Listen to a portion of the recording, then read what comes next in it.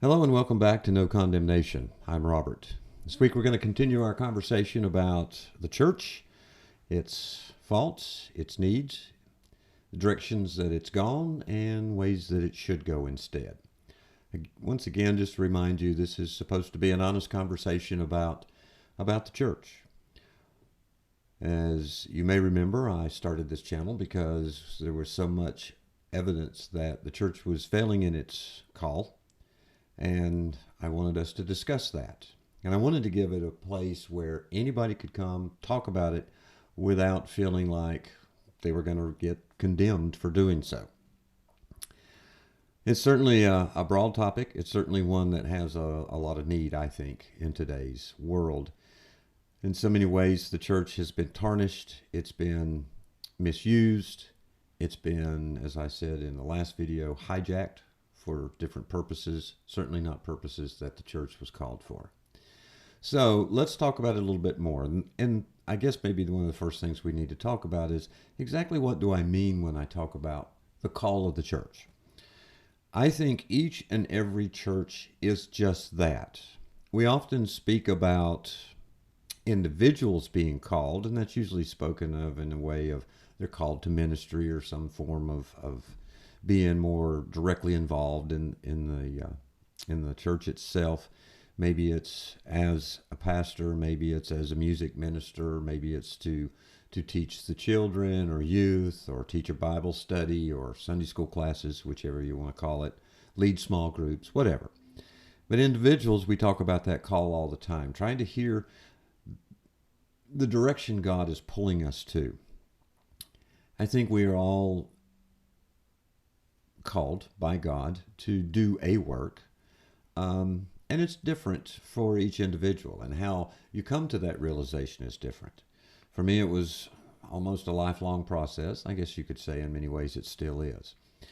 But just as we talk about helping individuals understand their call, and we'll look at that a little bit more deeper in a moment, so too is every church or each congregation called by God. Now, the big topic of the day, of course, is, well, how do you make a church relevant? Or more importantly, how do you grow a church? Certainly in today's world where there are so many old congregations, and I mean long-established churches in different places, and they see a decline in their attendance, a decline in their membership, they see no hope for the future. They keep saying, well, if we continue down this path, then eventually we'll close the doors and turn out the lights. And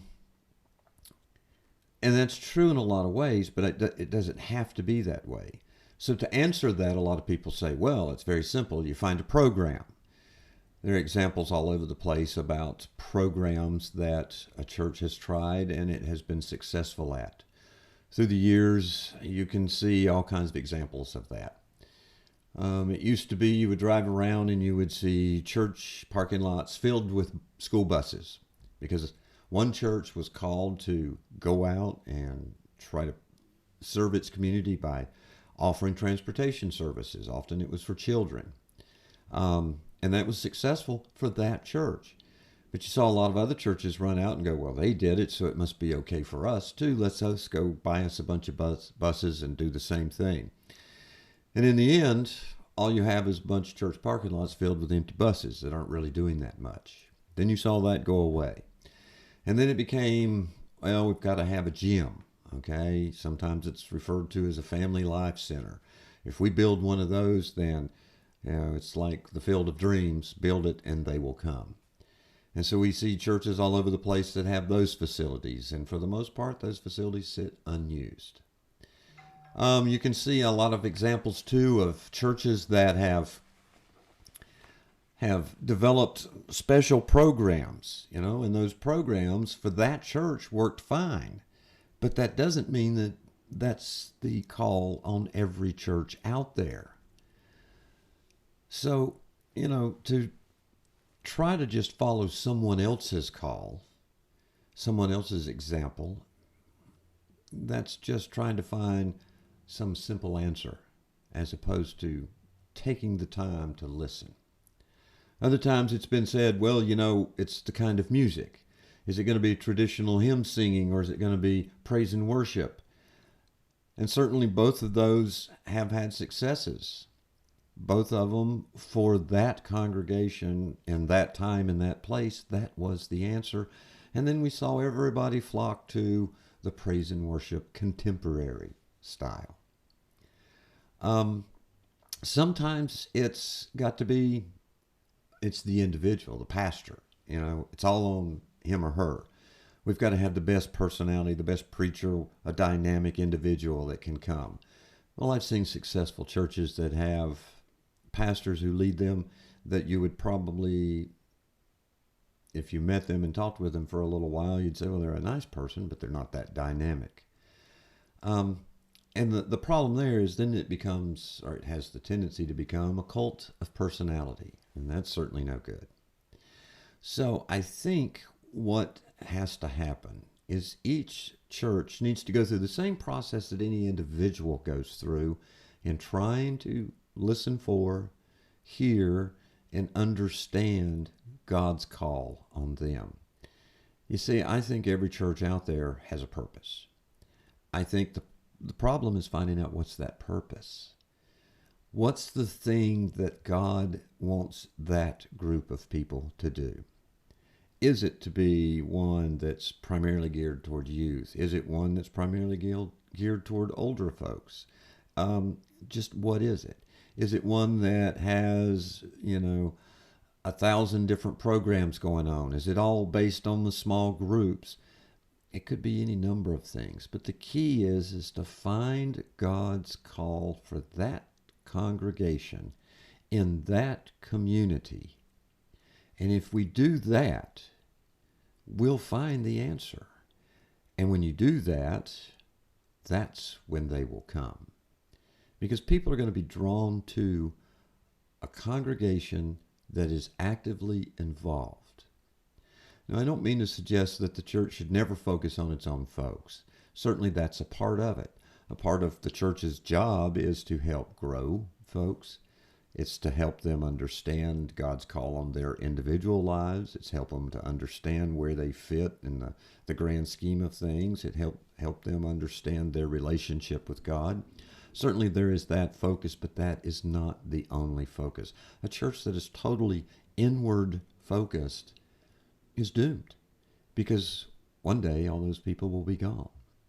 And so the church serves its members, serves its congregation, in helping them come to those realizations, and then it begins to move outside the walls and more into the community where it is planted. You see, that's the key. The church has to find the answer that God has put them there for.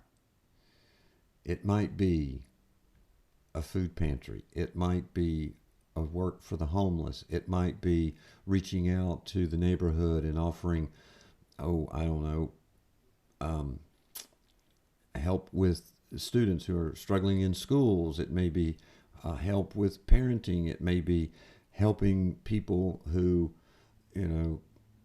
need assistance because they've fallen on hard times, and then help them get back on their feet, and then turn those people into individuals who can help others.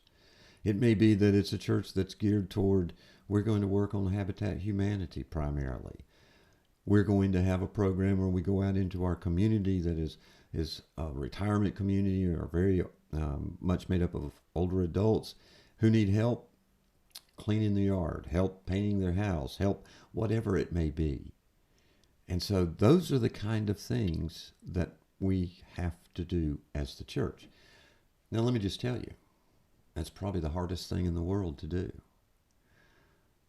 It's hard for an individual to really understand, and it takes the input from those around them.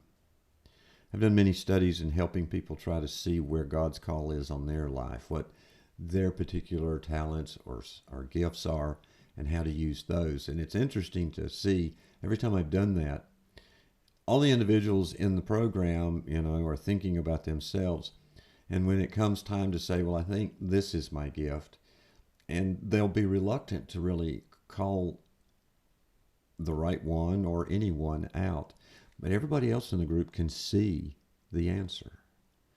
It's so easy for us to see where another person is gifted than it is for us to accept those gifts in ourselves. And that's another work of the church, is to help with that. And so as we as a congregation try to answer those questions, it takes all the individuals in that congregation to start thinking about things that they feel the church may be called to. And then as you work through that more and more and more, you're going to find the answer. It may be that you go, well, I think it may be this. And so you go out and you try that. And that's successful, or it may not be. And either way, then you go, okay, what's the next thing? Where are we called to next? Do we expand this ministry, or do we go another direction? It takes work. It takes effort. It takes trust. It takes a belief that God is called and that God will lead and give everything you need. Let me give you a quick example. I pastored a small church just recently, and it became to the point where something needed to change. And one of the ways the church could reach out, not only to the community, but to its own members at that point in time, was to establish an online presence. As it turns out, ended up doing live YouTube broadcast every Sunday of our worship services. Now, to look around at that congregation, you would have gone, but we don't have the people. We don't have the knowledge. We don't have the skill set. But you know, different people in that congregation, and many of them people that you would have never believed initially, had those skills or those gifts. And they stepped forward and said, well, I can help with this part, or I can help with that part. And before we knew it, we had everybody we needed. And the church was able to do that. And it certainly helped out a lot during the initial stages of the pandemic, when churches had to close. It was a way for us to continue to minister to the world, minister to our family, and even stretch that ministry even further than we would have believed possible. So don't look for the latest gimmick. Don't look for the latest program. Don't look around at everybody else and go, well, they did this, we should try that too. Stop and think. Stop and pray.